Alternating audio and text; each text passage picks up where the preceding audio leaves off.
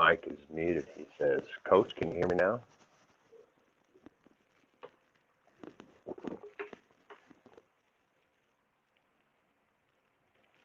Microphone checker 1, 2. Can't hear you, Mill, if you're there, buddy. Yeah.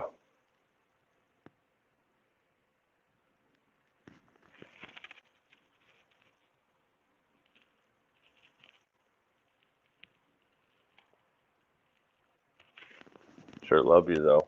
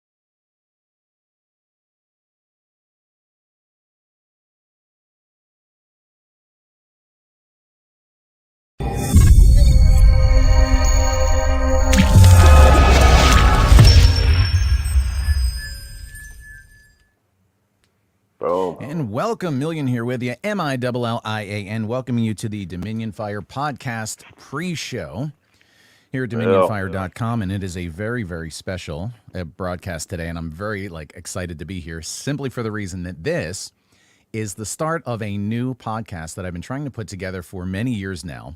And my guest today has been gracious enough to help me get this thing going, get it off the ground. He's been a friend of mine for many years here in Las Vegas. And the podcast is going to be called the Saint City Chronicles because everybody calls Vegas Sin City. Well, we're changing that, you see. So it's Saint City Chronicles. We're renaming. We're taking Dominion Authority. We're renaming it, and that's how it's going to go. So here in Saint City, my guest today has been, he's been pastoring for quite a while, and he has a very good idea on the pulse of what's going on here in the city and what general faith is like. And without that, let's bring him in. Pastor Danny Hand, Gateway City Church. PD, welcome, man. How are you? What's up, buddy? How's everything at your way? Voice. Yes. Well, as I always say, chilling like a villain, straight, illin', willing, and Dylan. Nice. I like it. So listeners out there with the setup on the stream, little touch of a delay. So if we're kind of silent at points, that's just why we're working through it. We're a little bit audio issue, but whenever we do the podcast pre-show, we always do just more like a hangout. And it's just if anybody jumps on and wants to, ask some questions or hang out, but we kind of let you in on the behind the scenes of the podcast and how we kind of set up and how we do all that stuff. And then anytime, you can come check out the replay or watch the podcast when it goes live. So again, for those of you that may just be joining or watching this for the first time, my name is Millian, MILLIAN. I'm the overseer of a ministry here in Vegas, also called Dominion Fire, which you'll find at DominionFire.com. And on Dominion Fire, you'll find a bunch of podcasts and YouTube vlogs and live feeds of similar things like this that we've done. So, Saint City Chronicles will be out there. We got to get a few in the can, and then we can submit it to all the podcast places, and they'll get it up and running as they should. So we got a little bit of building to do yet, but we're going to get there. So, PD, what's going on at your way over at Gate? You just recently changed. It used to be called Celebration, and now you're Gate. What's going on? What's up with that? Yeah. Well, I hit my 50s, Mill, and came out here in 97. Yeah, bro. It's happened, huh? I'm a grandpa. Second one's on the way. Come on. Okay. But we came to Vegas with big aspirations like anybody and found out that sometimes life and ministry doesn't necessarily go the pace that you think. We left full-time ministry in New Jersey and just felt God call us to the city to pioneer with my mom and dad. And it's been a beautiful journey of raising our children here. But ministry from the aspect of going big and boom, which was kind of my youthful mindset, it's been more of a slow process of slow raising a family and discipleship. So to answer your question, I really wanted to make sure fathering is important to me and being fathered, and I wanted to make sure that It sounds morbid, maybe crazy, but my dad's my hero. He's going to be 77 his next birthday. He's always been my pastor, and I wanted to make sure that I was aligning myself with more fathering when his time here in this earth was over. And so I just kind of felt led to go back to where I was ordained, and my pastor ordained me in 1993, Pastor David Canastraci. I just want to make sure I'm aligning myself with fathering, and I know I need that in my life, even in my 50s. And I lean on accountability and team, and so me and my dad's still working together, and we're part of a bigger family with Gateway, and we're excited about that. Nice, nice. So it's interesting. You say you're from New Jersey. I'm also from New Jersey. I didn't know that. Whereabouts in New Jersey were you set up initially? Well, originally born in California, migrated there after Bible school. So we were in Bergen County, worked at a beautiful church called Wyckoff Assembly of God. I'm going to give you a fun fact. You guys ready for a fun fact? Mel, are you ready for a fun fact? Drop it on me, my man. My senior pastor was the Jonas brothers' dad, Kevin Jonas. Nice. Now that's a fact right there. There you go. Oh, that is cool, man. Yeah, I was from Camden County, a little more towards Philadelphia, but that explains sort of maybe the attitude that I generally tend to, a little niche I've carved out for myself. That probably explains a lot since you're from the area. You'll make sense. It makes more sense now. So yeah. But I gotta add to that. My first senior pastor there was Pastor David Welly, and I enjoyed that a lot more, a lot less drama. Okay. I'll leave it at that. So we're going to set up on the podcast today. We're going to get into some of that. I'd like to have you do like some of your background experience and all that good stuff. And then, so as far as being out here in Vegas, you've been here. You said it since the '90s, right? Did I hear that right? Yeah, I believe January '97 or '98. About 22, almost 23 years now. Man, the city has grown like unprecedentedly since then. Because I showed up at about '02, and it's been. What, 19 years now? My goodness, it's like night and day from when I showed up here. So you probably saw even more of it, huh? Yeah, it's been. I think I came with 500,000, and we're over 2 million now, I think. Mm-hmm. Did you get right into doing church, or did you do something else for a while? Yeah, yes, church has always been part of it, but I honestly, to be candid, when I was a youth pastor, which was a wonderful thing to do, we were making $200 a week living in a church parsonage. So one of the main reasons why I wanted to go a different route, do ministry, yes, but I wanted to have economic control with not having to do ministry and beg for money and offerings. I knew I wasn't going to be good at that, and so I ended up starting a company that I've still been working to this day. I wanted my kids to build a dream. I didn't want ministry to be one of those things that, sorry, we can't afford it. Mm-hmm. And so, yeah, the church has always been my passion. It's my first calling, but I've also managed my company the last 23 years. What was it like with, because you said you're a grandfather now and your kids are all grown up. What was it like, what effect did it have on the kids growing? Because you always hear like PKs and pastors' kids and how it did, but it seems like they're doing pretty well. So how did that all work out in with the family dynamic? Yeah, so sometimes I don't think they remember their PK kids. My wife did an amazing job making sure our kids were protected, and that ministry was not going to be something that destroyed our children. And so they both had aspirations at a young age. My daughter dreamed of working in politics from the time she was 10, and she's now working in Washington, D.C. along with her husband. She works for Senator Dusty Johnson out of South Dakota. My son is assistant lead director for the RNC, and my son, so that's my son, my daughter and son-in-law, and my son had a dream to play professional baseball, and he had a good run, got drafted by the Mets in 2014. So church was, I think, a beautiful thing for our kids because we were working harder in their life and their goals more than the church. So church wasn't my mistress. And I think that's where a lot of pastors make the mistake. It's important. It's a part of life. But I didn't hang all of my energy there, if you know what I mean. Family first.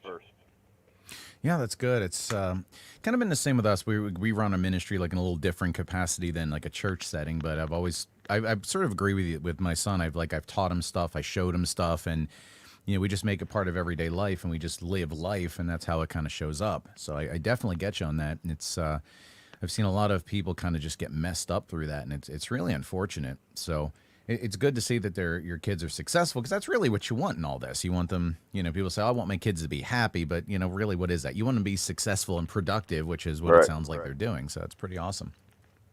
Couldn't be more proud. Were you a baseball player too? Because that's what I was picking up. I'm got little bits and pieces here and there. Come on, you guys you don't want to see Pastor Dan swing it at 50, baby. So when I study in my office, I got this bat right here. Okay. My dream was to play ball. I had aspirations. The truth is, it wasn't I wasn't good enough to make it, even though I played a little college ball. And I literally said yes to the Lord and stopped wrestling with him. I was mid-season, preseason, and my coach and mid-season basically cut me right there and said, you got something else to do in life. And so it was a painful way of finally saying to the Lord yes, and then I found my way in seminary. But got to live a lot of that through my son, and it was a great baseball journey with him. What position did you play? I was a center fielder. Yeah, I played in high school for a while. I'll tell you, I was, again, from probably what you know about me, I wasn't really a team guy per se. They threw me in the outfield a lot because none of the guys could really hit that far at the time, so I really was kind of useless. So I got in a little bit of trouble on the baseball team. I kind of got booted off, but that's all right. I could still knock the crap out of one if I have to. But then same thing, my son did Little League a few years ago, and he stopped playing since then, but he went out a champion because the last Little League game they had, it was the craziest thing I've ever seen in my life. Those Little League games supposed to go like, 90 minutes? It went like 6 hours into the night because they kept going back and forth, and there was like all this big mess and all that stuff. But ultimately, his team won the championship, so he got his little trophy, and he's like, Dad, I'm done. I'm like, what do you mean you're done? He goes, yeah, I'm retiring a champion. I was like, dude, you know what? Get out of here. It's nuts. So I've always liked I remember baseball. my daughter wanted to play, and my daughter wanted to play, and I remember this is when kind of that blue ribbon mentality started taking over our sports industry, and that everybody deserves a prize type of thing. Mm-hmm. And so when we get to the T-ball practice, the coach asked me if I'd help me as assistant because he knew a little bit about my baseball background, and he called all the parents and the kids over and said, I just want to let everybody know this is not about winning. This is about having fun. And I'm sitting there looking at this thinking, there's no way I can help and partner with this guy, because that's completely the opposite philosophy. And so when I got my little 5-year-old daughter in the car, it's firm and loving. I just said, you look at me, young lady. Life is always about winning, and don't you dare listen to what that coach told you. Yep.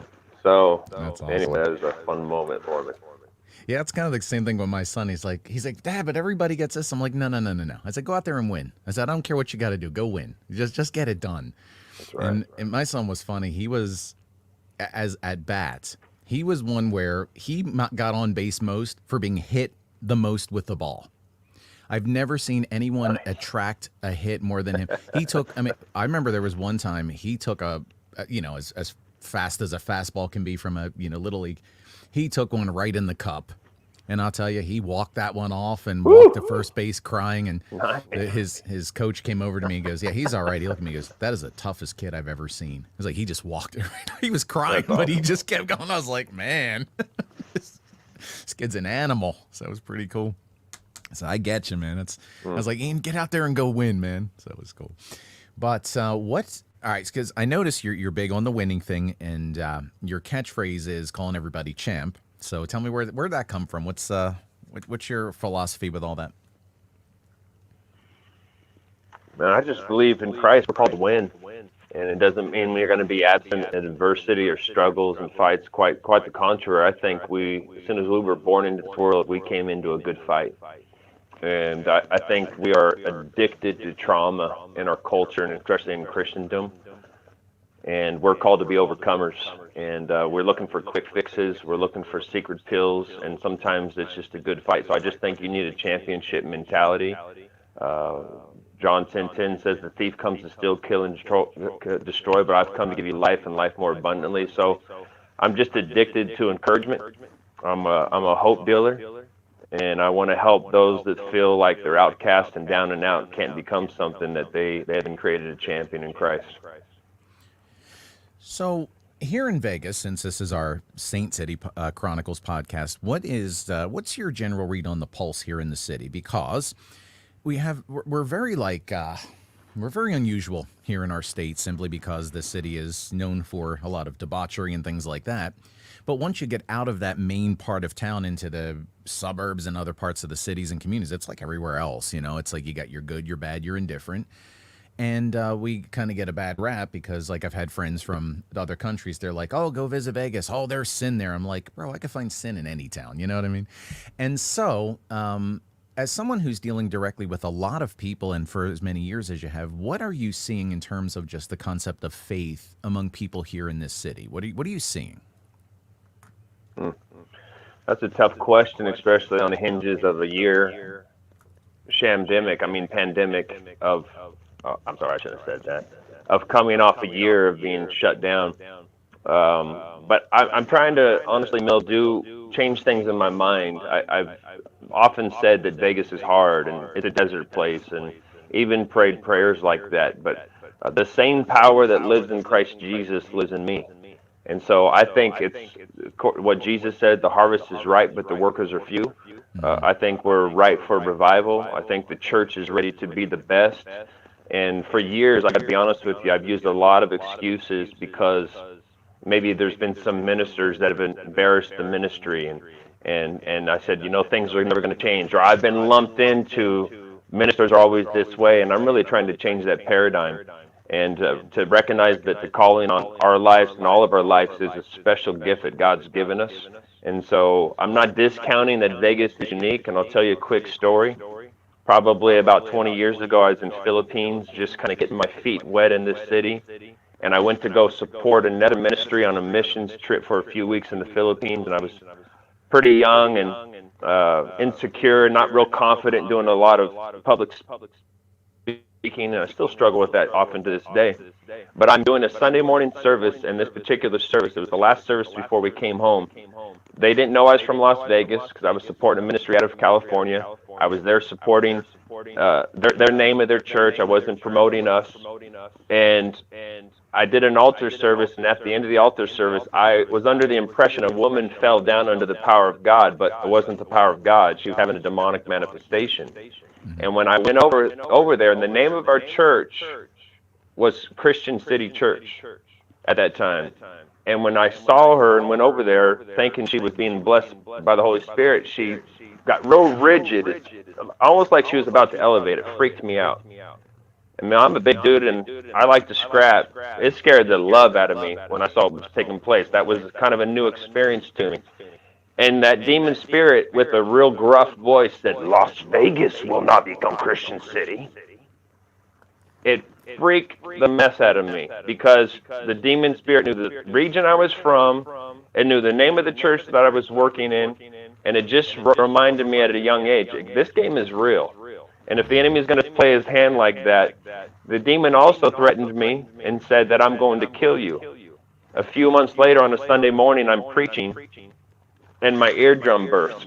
And I went through a season of sickness for almost a 6-week period of time that, man, at times I felt like I was going to die. So I'm not discounting there is a fight, but I'm just here to tell you that we win the fight, and the church is right for harvest in the city of Las Vegas. It's go! That's pretty intense, man. I remember you told me that some of that story before. I remember that. That was pretty wild. Just curious, when you said Christian City, was that the affiliate with what's called C3 Las Vegas or C3 out of Australia? Is that group there, or was that a different Christian city? No, that was just the name that my dad, when he originated in pioneering it, that's what he called it. It was like a prophetic thing. We would always say Las Vegas is going to become Christian City. Right. And so no, there was no affiliate with anybody at that time. Well, it's interesting too, because the reason I bring that up is because when I moved to Las Vegas, I wasn't saved at the time. And so I tell people that I came to Sin City and found God, and that's, kind of what kicked off this whole thing.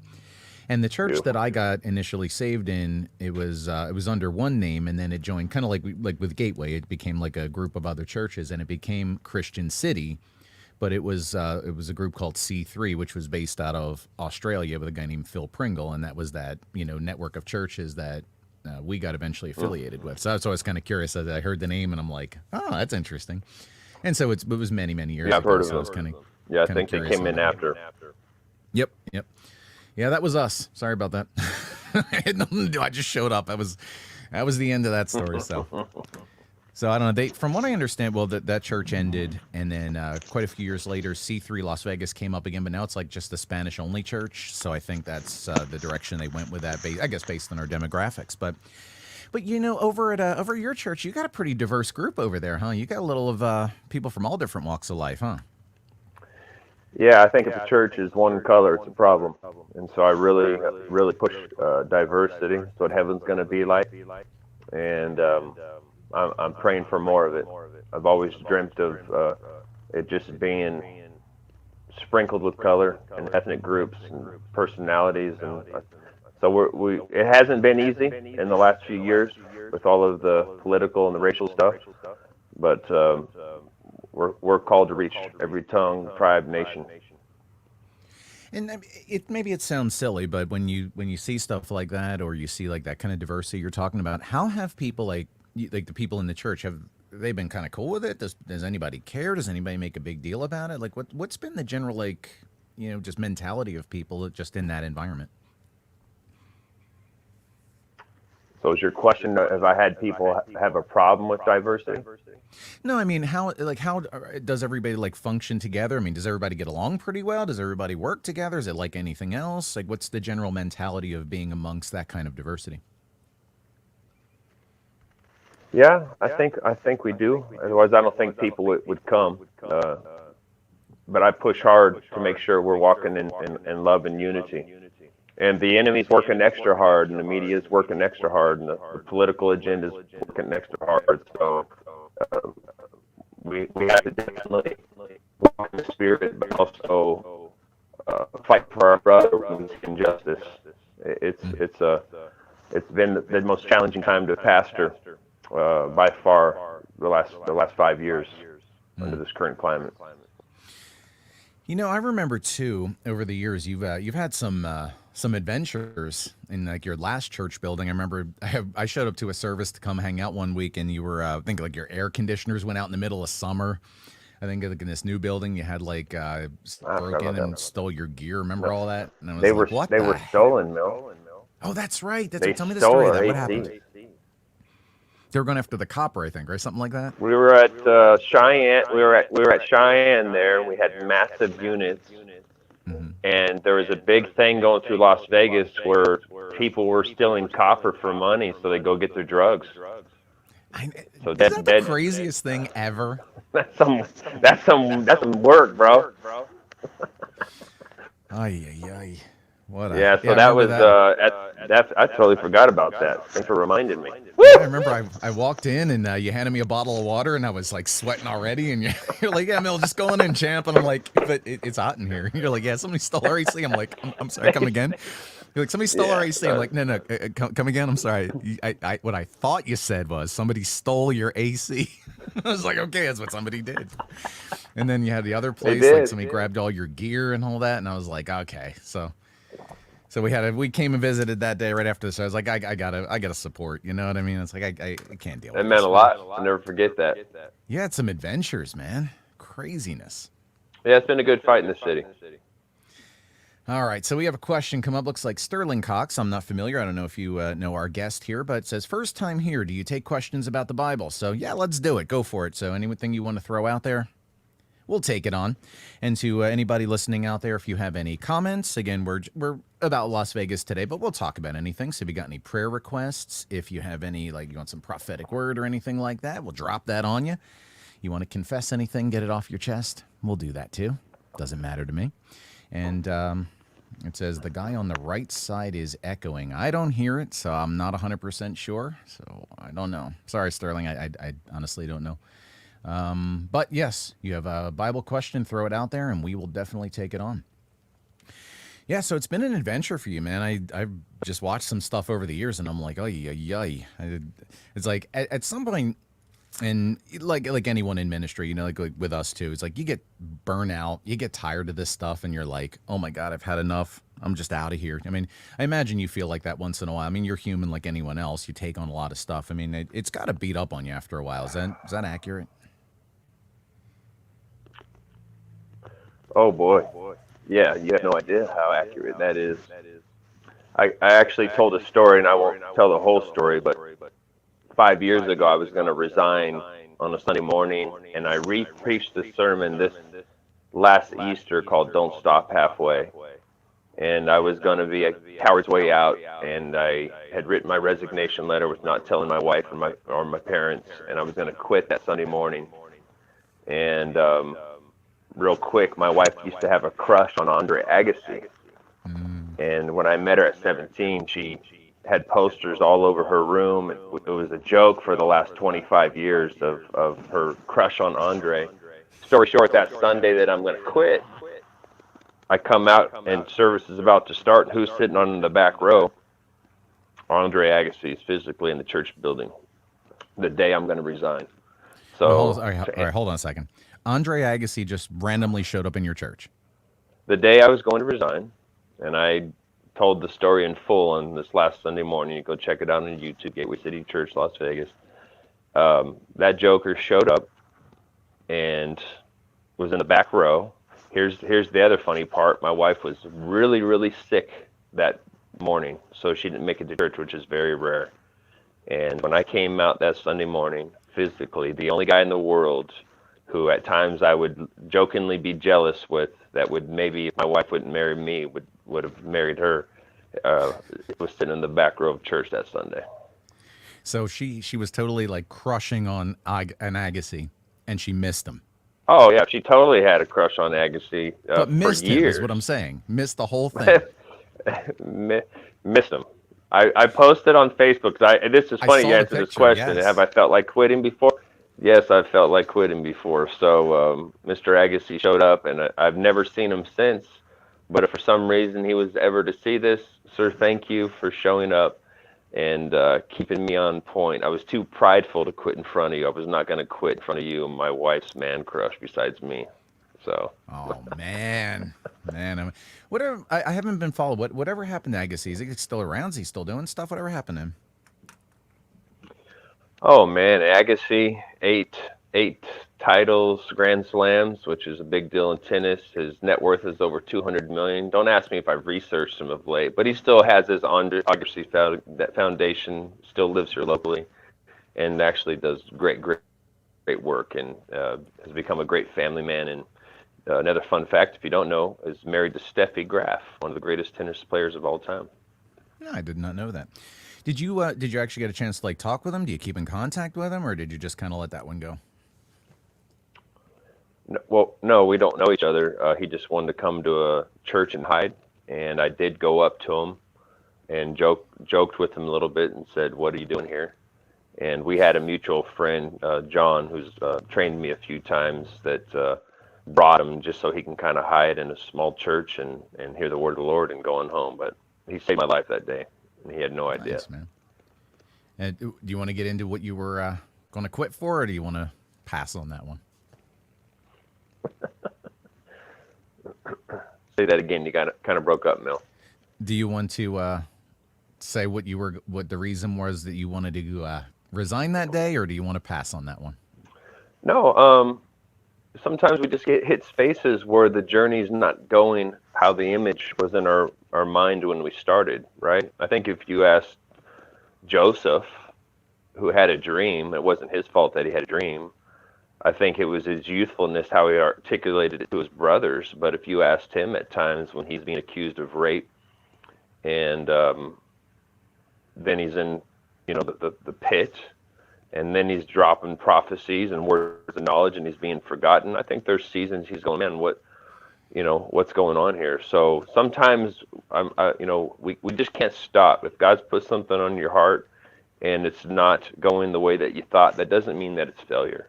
And let's be honest, in the church world, we articulate success with butts in the seats, but success is what's behind me. My family's intact. I've been married to the same woman for 30 years. Been faithful, and have grandkids, and my kids are, producing love of the Lord. So we have to remind ourselves what success is. It's not a mega church. If God's called me to pastor 100 people, be happy with it and help disciple them, make them champions for Christ. What's interesting too is for those of you that are not familiar with PD's church over here, there's a certain like lingo that they have. For instance, Pastor Danny's PD, and then wife is hot mama, is what I heard, if that's still in effect. And I think your dad is Big Papa. Remember that, Papa. Huh? Is that what I remember? That's the monikers that everybody has. No, you're awesome, dude. That's so good. I am a nickname fanatic. I think my friend of mine, we were shopping at Target when we ran into you and your wife. I remember, right? And so, she said, "Hi, how are you?" I'm like, "Oh yeah, I know you. You're a hot mama, right?" And she just kind of like rolled her eyes and walked away. And I was like, "Okay, I'll talk to you soon then." That's great. So yeah, she's awesome. Yeah, so I know. So we got Papa, hot mama. Well done. No, I'm a hip hop head, and I'm a hip hop head, and I don't know why nicknames is just something I always do, man. Nicknames awesome. Is my way. All right, let's put you on the spot here. Sterling, who commented earlier, has a question, and let's see how you handle this one. He says, "My friend said that God condones slavery in Exodus 21. He said God allows you to beat your slave with a rod as long as they don't die," which is verse 20 to 21. "I don't believe it, but I read it, and now I'm shocked. Help." Don't have my glasses on. No, go for it first, Mill. See what you got. Well, during those times, we're in a whole different ballgame than we are now. People behave differently. There's a different covenant. There's a whole different thing in effect. I would have to bring up the verse because I'd like to read it for myself. So it's like 2021. Let's say Exodus 2021. Let's see what it says. I have to check it out, but let's see. Hang by. All right, I don't see that. I'm looking in the online Bible. I don't see it. Yeah, Sterling's says, Moses going said to the people, "Do not be afraid. God has come to test you, so the fear of God will be with you to keep you from sinning." The people remained at a distance while Moses approached the thick darkness where God was. So, Sterling, could you let me know an update on that, because I think I'm looking at the wrong thing. I'm sorry about that. But Exodus 21, verses 20 to 20. Yeah, that was about Moses approaching the darkness. So let me know on that, and then we'll come back to that. But PD will give you a chance to kind of think on it, because you're the pastor, man. I'm just some wacko with a microphone. Hey, man. I know. Sterling, so you can go to google.com, Google University, and I promise they'll give you great explanations and give you some context and that kind of stuff. Cool. I could talk to you about marriage, family, children. Come on. Okay. All right. So let me jump back to a second here, and let's kind of recircle back. So now, just for argument's sake, let's say you did resign back then, just argument's sake. What would, if you weren't pastoring, what would be your dream career? Like, what would you be doing if pastoring wasn't your thing? Oh, man. Should I hum the theme to Jeopardy? Yeah, if you guys saw the rest of my office, you would. If you saw the rest of my office, you would see baseball and sports, and sports is just a passion of mine. I'm in my 50s and still like to compete. I was on the jiu-jitsu match yesterday, just trying, even though I'm novice at it. I just love sports. True story. I've applied recently, even within the last year, for UFC. I would love to be a chaplain, but I just love anything to help people compete and be better physically, spiritually, in any capacity. But I would love, a dream right now in this season would to be work for the USWC in some capacity. Okay. Now, how about video guy, TV guy, color commentator? Oh, man. Calling the game. Is that your thing? Are you ready? Mill, are you ready? Are you ready? So we're gonna pretend this is my microphone on my tryout right now, okay? And so we're gonna time. Hold on a second. I ain't letting you get off that easy. Hold on a second, because I got something prepped up for you now. You see, are you ready? Is the question. All right, let me bring on something on the screen here. Stand by. All right, got what I've got. Hold on. Let me fix this because I got my. Oh, you're going. You're Wait, hold on. Don't going go any. baseball. Don't you move, my friend. I got something very special for you. All right, let me get the screen here. You should see you and I on the left, and you should see a YouTube clip on the right. You seeing that? I see some fans in the stands, but man, you need to pull up boxing is what you needed to do. All right, hold on. We can get to But that. anyway. I'm gonna cue it up for you because I know you're a baseball guy. I have us ready for you. Okay, here's the deal. You listening? Tell me when. Oh, You have I'm listening. Los Angeles Dodgers versus Oakland Athletics. This is from spring training. Okay. You have pitching for the Dodgers, number 55, Mike Kickham. Batting, you're going to have number 20 from Oakland, Mike Canna. It's the bottom of the second, no score, first pitch, Jeez. and there's been 17 What? pitches. Yeah, you What? heard me. You heard me. All right, ready? I'm going to mute this. We're going to bring up, that's actor William Hurt. Call the game for me there. You're killing me, Smalls. Here we got Hickam Lickum, 59 on the mound. Catcher throws it back, steps out. What are we at? Pitch 18? Kind of resembles Chapman in. Fun fact, my son played with Chapman, Cal State Fullerton. Here comes the pitch. Oh, a little outside. Oh, it calls a strike. Sorry, my glasses aren't on. Stepping back at the dish. 59. He claims that he does 500 push-ups a day. But I don't look like it to me. He's in the windup. And the pitch. And the swing. Ground ball to short. Come on. First base. There we go. Out. Let's call it a day. All right, nice. All right, we're going to stop it there. Nice job, PD. Okay. But here's I want- here's where I want. Here's the job I want. Look up the network of like Michael Buffer. All right. Michael Buffer you is want the to rumble? Is that boxing it? announcer. So Let's and he get goes. ready He usually goes to like rumble. this. All right, He go ahead. says, Drop it on me. with the thousands in attendance and the millions watching around the world, let's get ready to rumble! 12 rounds of boxing in the heavyweight division. I want that guy's job. Yeah, good luck getting that one. That's generally not. I don't know. Yeah, not happening. So I don't know. I thought that was pretty good. I had that queued up ready for you because I knew that was going to be a thing. But you did all right for putting me Dude, on the spot there, You man. put me I on. gotta- You put me on the spot. I thought I was gonna get a deep fly ball to be able to call a deep fly ball, but you called me a routine grounder. Huh? I'm telling you. So you said boxing? Is that your thing? I love boxing and UFC. That's kind of where I'm at in my 50s. All right, let's see if I could pull up a quick boxing one just for fun because I think you could do this. Hold on a second. Oh, I'm the announcer though, not the commentator. I'm the pre-fight announcer. You're the color commentator? All right, hold on. I'm the color Let's- commentator. I want to hear you do it. You're the silky voice. No, there's nobody better than you. Oh, all right, hold on. You talking about killing me, Smalls. Hold on. All right, same thing. Let me back Come it on, up. earn your You're making me money. work here, man. Earn your money and show the world your silkiness. Oh, I don't have silkiness, Dan. All right, hold on. Let me cue it up where it was. Stand by. All right, from Doing the a great actor job, William buddy. Hurt. Okay, we see that? There it is, some chick eating something. Here we go. All right. And fans, here we are today at spring training, Los Angeles Dodgers and the Athletics. Good day to eat. There's actor William Hurt enjoying his hot dog, whatever he's doing there. We got number 55, Mike Kickham, on the mound today for the Dodgers. He's pitching. First pitch, and it's a windup and just a bit low. Going to call ball one on that.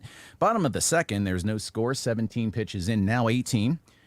Batting today, number 20, Mike Canna, coming off shoulder surgery in the offseason. But looks like he was doing good. Said he was Get him, rehabbing Mel. it. Good stretching routine, had it going. Here's the pitch. Looked off, but he got him on that one. We have a 1-1 count going into the next pitch. Kickham led the league last year in Get him, buddy. hit batters, putting 15 batters on base over it, working with his pitching coach to get it under control. And spending spring training trying to get that under. And he takes a shot over to the shortstop. Shortstop gets him out at first, bringing our first out of the bottom of the second, bringing up our next batter. Oh, yeah. Easy money, Mill. Sign him up, dude. I'm telling you. I love it, dude. You killed it. I He slayed got it. it. I got it, is all I'm saying. Love it. They used to bring me on to when my I son love did it. Little League. They used to actually bring me on to do that. I didn't call the games, but I did like all the in between inning stuff, like now batting number 24. That whole thing. I used to do that part of it. So we used to get dances Dude, going. We had contests going. you So got the voice for it. that's what Let's we used to do. go. They used to call me up and say, "Million, Let's are you doing go. anything tonight?" I'm like, "Okay, well, let's do it." So anyway. Like how you got the bat on your shoulder. All I'm Teddy ready, man. Roosevelt over there. Speak Let's softly, go. carry a big stick. Let's go. That's hilarious, man. All right, so you keep out there. I'll find a hockey stick or something. I don't know. I think I have one somewhere. So anyway, so we're going to be doing the podcast in a little bit, and what are you? For the audience at home, this is going to be our first broadcast of this. So we got to get a few in the can. I got a bunch of people lined up that are going to be visiting us. So anybody out there has any suggestions for Las Vegas ministries and churches and pastors that are interesting that would like to be on, definitely got some space for that. And it's going to be everything located at dominionfire.com. You'll find very prominently all the different podcasts and things. And so I think today what we're going to talk about is we'll talk about a little about your background and experience. We'll get a little deeper than we did on here. We'll talk about kind of the church history with what you have going on. We'll talk about where you see maybe faith going here in Vegas, because with more people, mo money, mo problems, as they say, more things to handle. And before we, I guess, start wrapping up here, in your church and over the years that you've done this, what would you say is like maybe a big success story with someone, or just like a huge turnaround? Without giving names or anything, maybe just give us the overview. But like, speaking of victories and being a champ, what have you seen people do that are just in your initial circles? What like a success story you could share with us, maybe? Yeah, if I can talk to a young minister who's coming out of Bible school, I've always teased over the years a book that I would write, What Bible School Didn't Teach Me. Discipleship is a process. Think about it. The Son of God in flesh, Jesus, took 12 men and walked with God, the deity, flesh, a God who became flesh, meaning the best of the best leading men, but yet still some of them stumbled and even one took his life. So to your question, the success story, I've had to learn the hard way that true discipleship is like fathering and mothering. It takes time. And there's so many of them, but one of the first privileges of somebody I had the privilege of seeing come to Christ was my children's pastor, Lisa Price. And when I met her, she was actually my boss, because I have a commercial cleaning company. And at that time, she was living with her girlfriend, and she was always just curious as heck, and heard that I was a pastor, and she would come to the units I was cleaning to ask me questions. And quite honestly, I think she was looking to see if I condemn her because of the lifestyle she was living at the time. And I would just love on her. I wasn't going to cast any stones, just trust the Holy Spirit was going to work and do his job. And story short, she ended up giving her life to Christ. She's been part of the team ever since. She's the best children's pastor in the world. She's like a sister to me, and that's 20 years now. And I got to watch her to walk out the process of inviting Christ into her life, making decisions to walk away from that lifestyle, watching her make the decision to move out of that relationship. Really traumatic things that took taking up your cross, denying yourself and following Christ. And it was all the work of the Holy Spirit. It wasn't somebody saying, you got to do this or you're going to hell. It was the work of the Holy Spirit just doing his job, bringing her to freedom. So that's been fun to watch the last 2 decades. Pretty wild. So you were saying earlier, too, that unfortunately in the church realm, a lot of stuff that you do involves, getting people in the building, getting the butts in the seats and all that. So how do people actually find out about your church and where you are? Like, is it just a word of mouth thing, or do you actually do outreaches? Like, how do people know about you? Yeah, I haven't been the best marketer. I'll be honest. I gotta, I'm not into. It has been word of mouth, or Gateway City Church, and if you don't have a home church, we love for you to come visit. Bible believing church, a church for all people. We believe that Jesus comes to bring freedom and transform us. And so, if you're looking for a deep-rooted church that's been through it and stuck it out and has good heritage, come on through. Very diverse. I'm in my 50s and like hip hop. I still think I could break dance. And Okay. so we're on Facebook. Yeah, get it, Mel, get it. I see you, a little robot. Okay, I'm from the 80s, man. What Gen X? What do you want? okay, There was a lot of let's popping. go. There was a lot of locking. It's just what we did. So we're on Instagram, Facebook, all that kind of stuff. But I believe there's an influx of the churches filling up again, not just so we can feel proud, but I just believe there's a fresh sweep of God's Spirit and hunger and thirst that's taking place in the body of Christ. So get ready, Mill. It's going to be some home runs for the kingdom, big man. Do you think with this last year, as you were talking about, with just all the craziness going on, the media and just the stories that have happened, do you think people have come back to God because everything else in this world seems fake and rigged and just artificial? Do you think people are actually looking back for that authenticity and coming back to God? Are you seeing any of that? It's for us as a community. I chose, and I'm not judging or casting aspersion on anyone who chose differently. I didn't close down the church. For me, I had a hard time if Christ was walking the earth, that he would close down any ministry. And so for us, it's actually been the best year of ministry for our time in being in the city of Las Vegas. We stayed open. If I went into some of the mental health issues that people had, some of the suicides that we were connected to, that were apart from even the COVID. But I just believe that Christ is a ministry of freedom and deliverance. And then if you take that away and just add science of a survivable, as tragic as it is to see some people die, it's a 99% survivable disease, and it's brutal. But I just don't see Christ closing up shop. And so I think there's a tremendous overreach. So for us as a community, we stayed open. I think our people are healthy, and I think it helped mentally to have a place to go to when everything shut down. We had dozens of people who couldn't get unemployment aid. Some people still to this day within our community have not got their unemployment. So the systems were broken.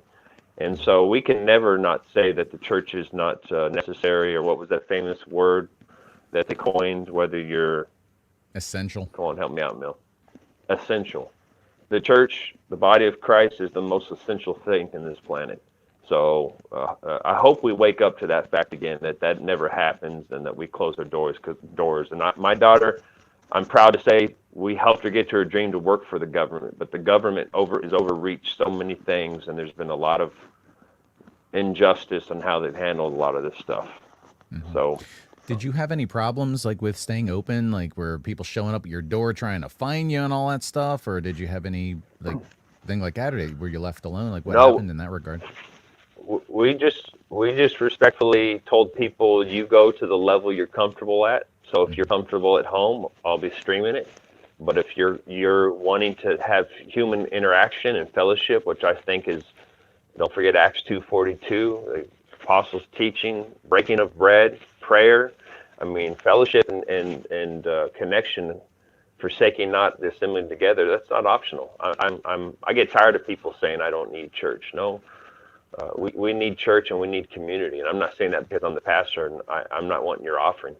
I just believe in it powerfully. So, we hadn't had really issues. We gave people the freedom to choose what you're comfortable with. And I think anyone that wanted to come and try to make it an issue, then I respect your conviction. You respect mine, just like I respect somebody's conviction to get the vaccine, or I know somebody's conviction not to. We kind of got to stop being the police and let the Holy Spirit lead them. That makes sense. So where do people find Gateway, and what's your service times? What do you have going on there? Give us like a quick rundown of everything. Gateway City Church, Las Vegas, 3630 North Rancho, across from Freddy's on the corner of Rancho and Gowan. Sunday morning at 10 a.m. 1 p.m. is the Spanish service. We have Tuesday a.m., 6 a.m. Devotion time, Wednesday at 7 p.m. And if you're looking for a coach and somebody that will push you to become a champ, come on out. Let's go. Let's go, champ. With the baseball bat on the shoulder. I love it. All right, PD, we're going to start wrapping up our live feed here, so just hang back for a second. Listeners, thank you for joining us today. For people that watch this on the broadcast, Thank you for being here as well. And anytime you can find this, as well as all the other podcasts, at our website, which is www.dominionfire.com. Pastor Danny over there, wait, hold on, get the camera right there, is going to be on the debut. He's going to be our leadoff hitter on the new podcast called Saint City Chronicles, which is specific to Las Vegas and the general climate here. So look for that on the website soon. In the meantime, you get a little preview and a flavor here as well. And anytime you're welcome to reach out to us, message us. Sterling, I just got your message now. If you'd like to email me separately, I'll send you some info back. I apologize because we got caught up in something else. You can just go to dominionfire.com. There's a contact form. Just fill out everything, and I'll do my best to help you. So sometimes we get kind of tangled up and distracted. I'm a very distracted guy. It's this little attention problem I have. So I apologize for that, but we'll get to it. We'll get you taken care of. And outside of that, we thank you for being here. We're going to start wrapping up now, and appreciate you guys. So for Pastor Danny Hand over there, Gateway City, my name is Millian, Millian, Dominion Fire, and we will see you next time. Keep an eye out for the podcast. Thanks, guys.